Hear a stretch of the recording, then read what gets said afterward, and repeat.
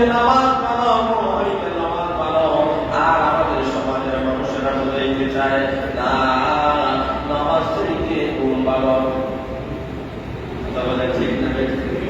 মুয়াজ্জিন সাহেব বলেন ঘুম হইতে নামাজ পড়ো, আর তারা ঘুমাই আসেন তারা বিদ্যুৎ নামাজের থেকে ঘুম পালো। তারা বলে ঠিক না?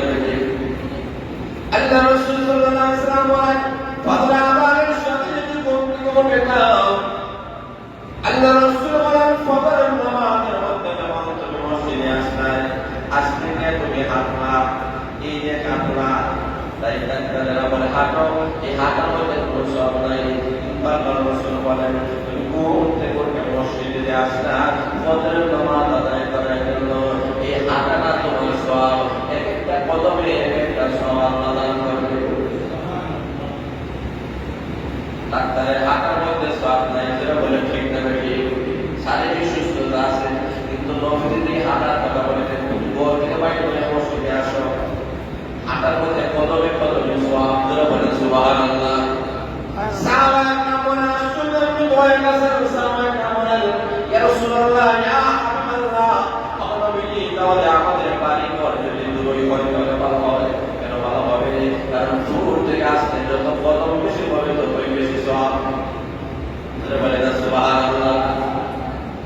এই কারণে আল্লাহ রাসূল বলেন এতে মসজিদের মধ্যে চলে নিয়ে আসো, আসলায় আপনার তোমার ব্যায়াম হয়ে গেল, গেলা আপনার তোমার ব্যায়াম হয়ে গেল।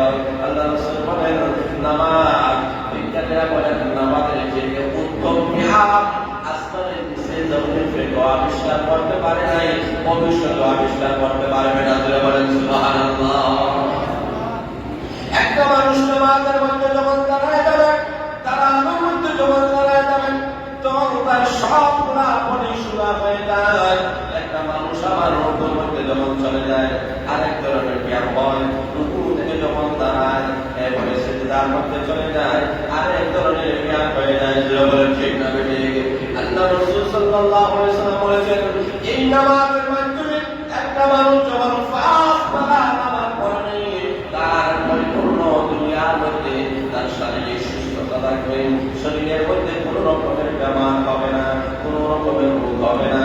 এটা দুনিয়ার ফায়দা, আখিরাতের ফায়দা। বলো আল্লাহ নবী বিশ্বনবী রাহমাতুল্লাহ ঘোষণা করেছেন আল্লাহ মান হাফাযা আলাইহিস সালাত আকরামাহুল্লাহু তাআলা আনহু বিখামসি মিসালিন يرفع عنه القرآن وعذاب القبر ويؤتيه الله كتابه بيمينه ويمر على الصراط كربا ويدخل الجنة بغير حساب. তোমরা আখিরাতে কি ফায়দা পাবে তোমরা জানোই। তোমরা যদি নামাজ পড়ো মহান আল্লাহ তোমাদেরকে 5টা পুরস্কারে পুরস্কৃত করবেন। বলেন সুবহানাল্লাহ।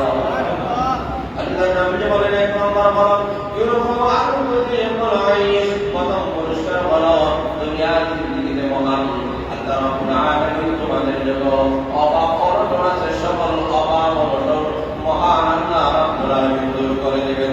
বলেন সুবহানাল্লাহ। অভাব দেওয়ার মালিক কে? দূর করার মালিক কে? আল্লাহু ইয়াবসুতু রিজকা লিমান ইয়াশা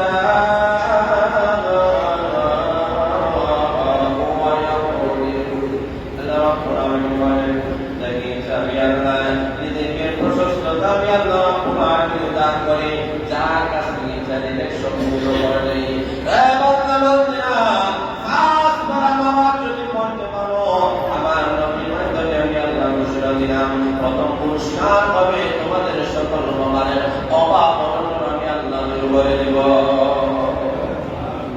এই নম্বর পুরস্কার হলো ওয়াদাবুল কবর, আল্লাহ রাব্বুল আলামিন কবরের আযাব থেকে আল্লাহ রক্ষা করবে। বলে সুবহানাল্লাহ। এই নম্বর হলো ওয়ায়ুতিল্লাহু কিতাবাহু বিয়ামিনিহি, কিয়ামতের কঠিন ময়দানে আল্লাহ রাব্বুল আলামিন ওই বান্দা আর বান্দিকে আল্লাহ ডান হাতে আমলনামা দিবেন। 4 নম্বর পুরস্কার ওয়ায়ামুরু আলাস সিরাতিল কারবা, কিয়ামতের কঠিন ময়দানে ফুলসাদের ফেরেশতা মহান আল্লাহ রাব্বুল আলামিন বিজলির আগে আগে আল্লাহ পার করে দেবে। 5 নম্বর পুরস্কার হলো ওয়ায়ামুরু আলা আল্লাহ রাসূল সাল্লাল্লাহু আলাইহি ওয়াসাল্লাম জান্নাতা বিগাইরি হিসাব। আল্লাহর রাসূল বলেন বিনা হিসাবে মহান আল্লাহ তাকে জান্নাতের মেহমান বানায় দিবে। এই কারণে লক্ষ্য করে দেখেন এখন নামাজের দরকার আছে কি নাই? যারা আছে কি নাই?